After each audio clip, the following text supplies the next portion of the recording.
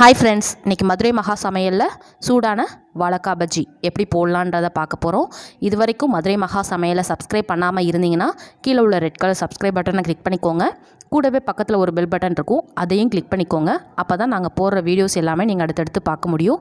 இந்த வீடியோஸ் உங்களுக்கு பிடிச்சிருந்துச்சுன்னா லைக் பண்ணி உங்கள் ஃப்ரெண்ட்ஸ்க்கு ஷேர் பண்ணுங்கள். மறக்காமல் சேனலை சப்ஸ்கிரைப் பண்ணிக்கோங்க. வாங்க வீடியோ பார்க்கலாம். இப்போது வாழைக்காய் பஜ்ஜி பண்ணுறதுக்கு ஃபஸ்ட்டு வாழைக்காவை இந்த அளவுக்கு சீவி வைக்கணும். நான் பார்த்திங்கன்னா இந்த மாதிரி கட்டையில் சீவி எடுத்து வச்சுருக்கிறேன். உங்களுக்கு எந்த சைஸ்க்கு வேணும்னாலும் நீங்கள் இதில் சைஸை அட்ஜஸ்ட் பண்ணிவிட்டு சீவலாம். நான் இந்த சைஸ்க்கு சீவி எடுத்து வச்சுருக்கிறேன். இதே மாதிரி எல்லா பீஸையுமே கட் பண்ணி எடுத்து வச்சுக்கோங்க. நான் எல்லா பீஸையுமே கட் பண்ணி எடுத்து வச்சுட்டேன். இப்போ வாழைக்காய் பஜ்ஜி எப்படி போடலான்றதையும் பார்த்துடலாம். இது பார்த்திங்கன்னா நல்லாவே நமக்கு சாஃப்டாக நம்ம கடையில் விற்கிறத விட சூப்பராகவே நம்ம ரெடி பண்ணிடலாம். இப்போ பார்த்திங்கன்னா நான் ஃபஸ்ட்டு மாவு ரெடி பண்ணிடுறேன். இதுக்கு மாவு பார்த்திங்கன்னா 1 கப் அளவுக்கு கடலை மாவு எடுத்துக்கோங்க. 1/4 கப் அளவுக்கு அரிசி மாவு எடுத்துக்கோங்க. இந்த அளவில் போட்டிங்கன்னா கரெக்டாக இருக்கும். தேவையான அளவுக்கு உப்பு டேஸ்ட் பண்ணி பார்த்துட்டு வேணாலும் ஆட் பண்ணிக்கோங்க. எக்ஸ்ட்ரா ஆட் பண்ணிடாதீங்க. காரத்துக்கு தகுந்த மாதிரி மிளகாய்த்தூள், பெருங்காயம் தேவையான அளவு 1/4 டீஸ்பூன் பெருங்காயம் ஆட் பண்ணிக்கோங்க. 1/4 டீஸ்பூன் அளவுக்கு தான் நான் ஆட் பண்ணியிருக்கிறேன். அதையும் ஆட் பண்ணிக்கோங்க. இதில் கொஞ்சமாக நான் சோடா உப்பு ஆட் பண்ணிக்கிறேன். தேவைப்பட்டால் மட்டும் சோடா உப்பை ஆட் பண்ணிக்கோங்க. சோடா உப்பு ஆட் பண்ணிவிட்டு இது எல்லாத்தையுமே நல்லாவே மிக்ஸ் பண்ணிடுங்க. நமக்கு எல்லாமே மாவில் மிக்ஸ் ஆகணும். அதுக்காக தான் மிக்ஸ் பண்ணிவிட்டு நம்ம தண்ணி ஆட் பண்ணணும். நல்லா மிக்ஸ் பண்ணிக்கோங்க.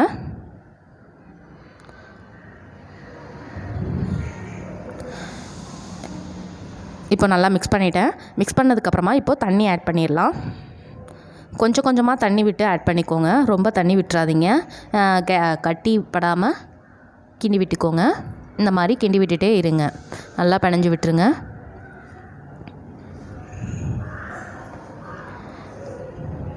பாருங்கள், கொஞ்சம் கொஞ்சமாக தண்ணி விட்டு நீங்கள் போட்டுகிட்டே இருக்கணும். ரொம்ப தண்ணி விட்டுட்டிங்கன்னா உங்களுக்கு பஜ்ஜி மாவு வராது. கொஞ்சம் ரொம்ப லேசாக இருக்கும்.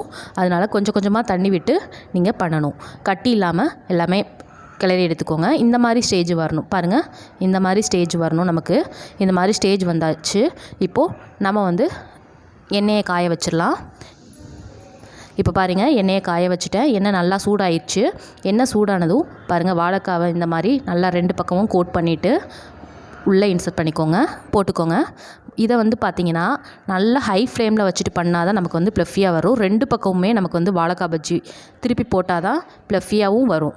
பாருங்கள், 2 பக்கமுமே திருப்பி போட்டோன்னா நமக்கு பாருங்கள் எவ்வளோ உப்பெல்லாம் வந்திருக்குதுன்னு பாருங்கள். இந்த மாதிரி 2 பக்கமுமே நீங்கள் திருப்பி போட்டு பண்ணால் தான் உங்களுக்கு வாழைக்காய் பஜ்ஜி சூப்பராக வரும். அதே மாதிரி திரும்பவும் கோட் பண்ணிக்கோங்க. 2 பக்கமும் கோட் பண்ணிவிட்டு அப்படியே போட்டு எடுத்துக்கோங்க. அதையும் திருப்பி போட்டுடணும். உடனே திருப்பி போட்டிங்கன்னா உங்களுக்கு நல்லா ப்ளஃபியாக வரும். பாருங்கள், உடனே 2 பக்கம் ஃபஸ்ட்டு ஒரு பக்கம் திருப்பி போட்டதும் நமக்கு ப்ளஃபி ஆயிடுச்சு. பாருங்கள், அடுத்த பக்கமும் திருப்பி போட்டால் தான் 2 பக்கமுமே ப்ளஃபியாக வரும். இப்போது ரெண்டு சைடுமே நமக்கு இந்த மாதிரி ப்ரௌன் கலரில் மாறணும். லைட் ப்ரௌனாக மாறினா பரவாயில்ல, ரொம்ப ப்ரௌனாக ஆயிட வேணாம். இப்போது இந்த மாதிரி நீங்கள் எல்லா வடையுமே சுட்டு எடுத்து வச்சுக்கணும். பாருங்கள், இதுக்கு தேங்காய் சட்னி வச்சு சாப்பிட்டிங்கன்னா சூப்பராக இருக்கும். இது எல்லாமே நல்லா வேக வச்சு எடுத்துக்கோங்க. இப்போ இந்த மாதிரி வெந்துருச்சு. இதை நம்ம எடுத்து வச்சிடலாம். இதே மாதிரி எல்லா வடையுமே போட்டு எடுத்துக்கோங்க. ஹை ஃப்ளேமில் வச்சுட்டு எல்லா வடையுமே போட்டு எடுத்து வச்சுக்கோங்க. இந்த வடையை ட்ரை பண்ணி பாருங்கள். ட்ரை பண்ணி பார்த்துட்டு எப்படி வந்திருக்குன்றதை கமெண்ட் பாக்ஸில் கமெண்ட் பண்ணுங்கள். இது வரைக்கும் மதுரை மகா சமையலை சப்ஸ்கிரைப் பண்ணாமல் இருந்தீங்கன்னா கீழே உள்ள ரெட் கலர் சப்ஸ்கிரைப் பட்டனை சப்ஸ்கிரைப் பண்ணிக்கோங்க. கூடவே பக்கத்தில் உள்ள பெல் பட்டனை கிளிக் பண்ணிக்கோங்க. இந்த வீடியோஸ் பிடிச்சிருந்துச்சுன்னா லைக் பண்ணி உங்கள் ஃப்ரெண்ட்ஸ்க்கு ஷேர் பண்ணுங்கள். தேங்க்யூ.